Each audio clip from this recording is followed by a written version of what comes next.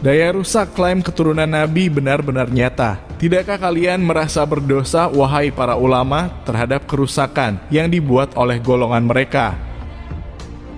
Secara tiba-tiba, rumah kediaman klien kami digeruduk oleh ormas-ormas yang dipimpin langsung oleh saudara Habib Bahar bin Smith. Dalam video, tampak bahwa rombongan ormas-ormas berteriak memanggil klien kami dengan kata-kata kasar atau kata-kata yang tidak pantas. Keluar kalian! Ini pendekar kau, ayo pendekar! Satu-satu lawan saya, ayo! Penipu kau, penipu! Menggiring opini fitnah yang seolah-olah klien kami adalah seorang penipu ahli khidmat. Padahal hal tersebut merupakan fitnah dan tidak benar. Ini saudara saya digendam. Kena berapa? 25 miliar. Udah berapa lama? 8 tahun. 4 tahun?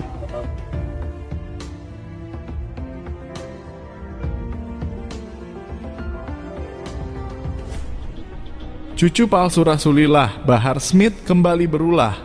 Manusia psikopat keturunan Ubaidillah yang satu ini kembali membuat kerusakan di atas dunia, membawa massa dengan mengatasnamakan agama, menggeruduk salah satu umat Rasulillah, kemudian memfitnahnya, lalu disebarkan melalui media, dinarasikan seolah-olah dia dan para mukibulnya sedang mendatangi penipu berkedok ahli hikmah yang sudah menipu banyak umat manusia. Padahal kenyataannya, korban fitnah Bahar Smith adalah seorang bos perusahaan penyedia jasa hukum atau pengacara dan sama sekali tidak ada kaitannya dengan profesi ahli hikmah seperti yang difitnahkan si Bahar dalam konten YouTube-nya. Sesungguhnya yang dilakukan Bahar tidak lain adalah untuk membela saudaranya yang sesama kaum Habib cucu palsu Rasulillah, di mana Habib yang dibela Bahar dulunya adalah seorang penipu berkedok investasi trading yang pernah menggemparkan masyarakat Indonesia. Asad Sahab namanya, dan kita pun tidak tahu orangnya yang mana sehingga kita tidak bisa menampilkan wajah Yamannya yang pernah menipu ratusan bahkan mungkin ribuan masyarakat Nusantara. Dari sinilah awal duduk permasalahannya, di mana Asad Sahab ketika menjadi tersangka, dia menyewa jasa pengacara dari kantor hukum Indonesia, yang leadernya adalah orang yang difitnah oleh Bahar dan para mukibulnya sebagai dukun berkedok ahli hikmah, tukang tipu, tukang gendam, dan sebagainya. Menurut kuasa hukum korban fitnah Bahar Smith dan para mukibulnya, Asad Sahab diduga menghasut dan meminta bantuan Bahar untuk mengembalikan uang yang sudah dibayarkan kepada kantor hukum Indonesia ketika ia menjadi tersangka yang merugikan banyak masyarakat Nusantara. Dan entah bagaimana ceritanya, Bahar dan para mukibulnya kemudian menfitnah sang leader kantor hukum Indonesia sebagai dukun penipu berkedok ahli hikmah, lalu disebarkan melalui media dan membangun narasi seolah-olah dia adalah pahlawan bagi masyarakat Indonesia karena sudah berani membongkar praktek penipuan yang banyak merugikan masyarakat di sekitarnya. Jika memang dia sengaja menyebarkan fitnah demi membantu saudaranya yang sesama kaum Habib keturunan Ubaidillah, maka sungguh betapa biadabnya dia sudah menzolimi dan menfitnah sedemikian kejamnya kepada umat Rasulillah demi saudaranya sesama Habib yang pernah menipu banyak masyarakat Nusantara. Namun jika dia melakukan itu sebab dihasut atau karena mendapat informasi dusta dari saudaranya yang sesama Habib keturunan Ubaidillah, maka itu justru menunjukkan bagaimana kualitas kaum Habib keturunan palsu Rasulillah yang IQ serta SDM-nya sangat rendah, namun merasa sebagai kaum yang sangat istimewa, sehingga golongan mereka kerap menimbulkan kerusakan di atas dunia.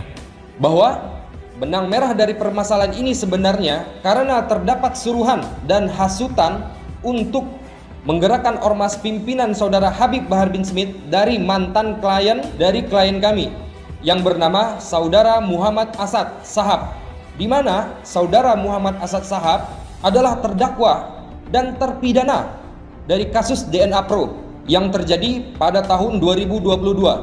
Berselang 2 tahun setelah peristiwa sebagaimana poin 3 tersebut di atas, saudara Muhammad Asad Sahab telah dinyatakan bebas dari masa hukumannya dan ingin meminta dana operasional atau fee pengacara untuk dikembalikan. Padahal sudah sangat jelas dalam perjanjian bahwa dana operasional atau fee pengacara tidak untuk dikembalikan atau tidak bisa dikembalikan.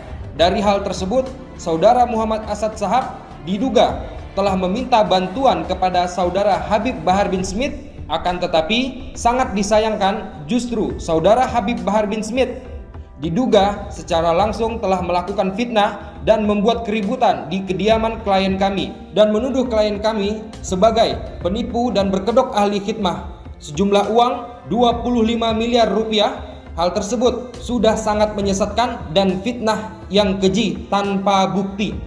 Iya, banyak yang ditipu sama dia, banyak yang ditipu sama dia. Cuma ini kali ini dia kena batunya. Iya. Urusannya sama saya. Kena batunya sama saya dia. Nah, ini saudara saya digendam. Kena berapa? 25 miliar. Udah berapa lama? 8 tahun. 4 tahun.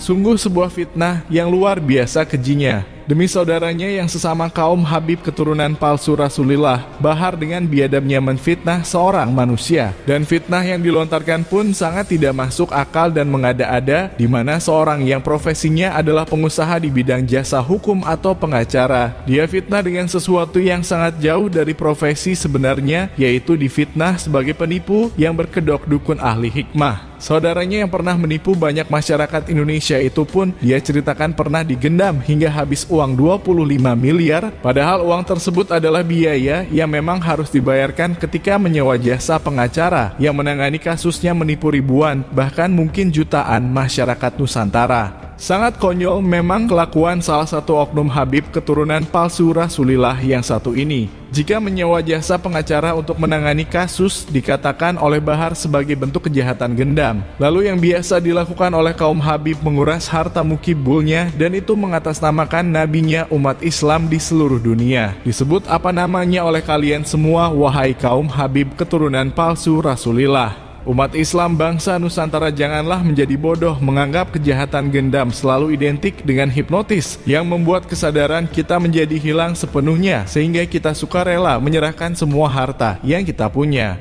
Di mana-mana korban gendam sesungguhnya adalah orang yang sebelum memberikan hartanya, dia pasti diiming-imingi sesuatu yang sangat berharga, dibujuk dan dirayu sedemikian rupa oleh pelakunya, diyakinkan bahwa yang akan mereka dapat nanti akan jauh lebih berharga dibandingkan apa yang sekarang dia punya. Atau sang pelaku akan menceritakan penderitaannya, membuat kita merasa iba, sehingga hati nurani kita sebagai manusia akan memaksa kesadaran kita supaya mengeluarkan harta benda kepada dia yang sedang menderita. Intinya adalah, korban gendam sesungguhnya adalah orang yang ditipu secara mentah-mentah, namun mereka malu untuk mengaku kepada orang-orang di sekitarnya dan karena itulah mereka berbohong terkena hipnotis sehingga tidak sadar merelakan semua harta yang mereka punya. Teknik itu jugalah yang sesungguhnya dilakukan oleh kaum Habib cucu palsu Rasulullah. Bedanya mereka mengatasnamakan agama, mengatasnamakan Rasulullah, bahkan mengatasnamakan Allah Ta'ala, sehingga penyesalan korban tidak akan terlalu besar ketika kehilangan harta bendanya. Ker, ente siap besok 100 juta selamat. Buat Nabi nih, jangan main-main loh. Pilih, mau yang sapi 7 apa 100 juta? Hah? 100 juta. Fatihah. Padang. Siap amplop para habaib. Kira-kira berapa? 25 lebih, berarti 50. Kan lebih 25 lebih 50. Gimana siap? Siap. Insya Allah siap. Saksinya Habib Abdullah gimana siap? Oh begitu caranya kalau punya murid. Enggak, baru masuk Islam. Jangan banyak-banyak mintanya masuk Islam. Katolik mau kasih saya berapa? Buat Nabi Muhammad 50 juta. 50, 25 juta 25 Bib. Selamat.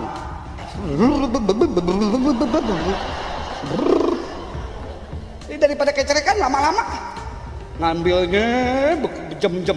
Tunjuk aja 25. Tenang aja Habib Qasim. Saya doain, jangan hadir syak.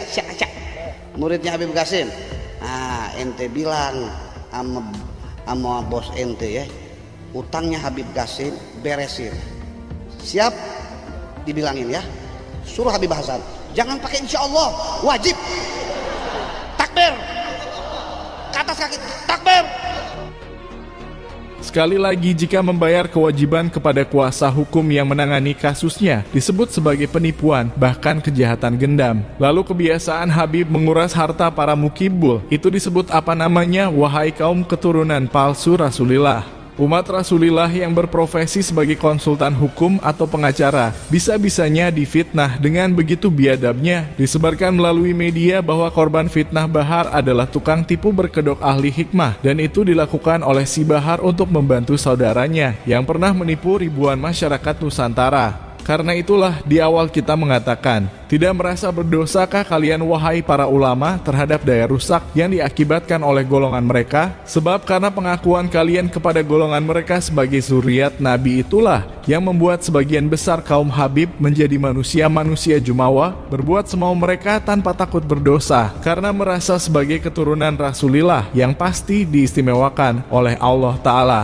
Kerusakan yang ditimbulkan oleh kaum Habib di atas dunia jelas karena kesalahan kalian wahai para ulama yang telah melegitimasi golongan mereka sebagai zuriat Rasulillah, sehingga kaum Habib bisa berbuat semaunya terhadap umat Islam bangsa Nusantara. Bukalah mata kalian wahai para ulama. Jika dulu kaum Habib mengatasnamakan agama, membawa-bawa nasab yang katanya adalah keturunan Rasulillah ke dalam urusan politik supaya umat membenci dan memusuhi pemimpinnya, maka lihatlah sekarang kelakuan mereka. Status mereka yang kalian akui sebagai zuriat Rasulillah sudah digunakan ke ranah permasalahan pribadi oknumnya, yaitu menzalimi dan menfitnah umat Rasulillah, membawa massa untuk mengintimidasi seorang manusia, dan itu mengatasnamakan agama padahal urusan sesungguhnya hanyalah tentang urusan harta benda. Sungguh daya rusak klaim zuriat Nabi oleh kaum Habib keturunan Ubaidillah sudah sangat besar dampaknya bagi segenap anak bangsa, maka tetaplah menjadi budak kaum Habib wahai para ulama, supaya kerusakan yang ditimbulkan golongan Habib keturunan palsu Rasulillah semakin merajalela di atas dunia.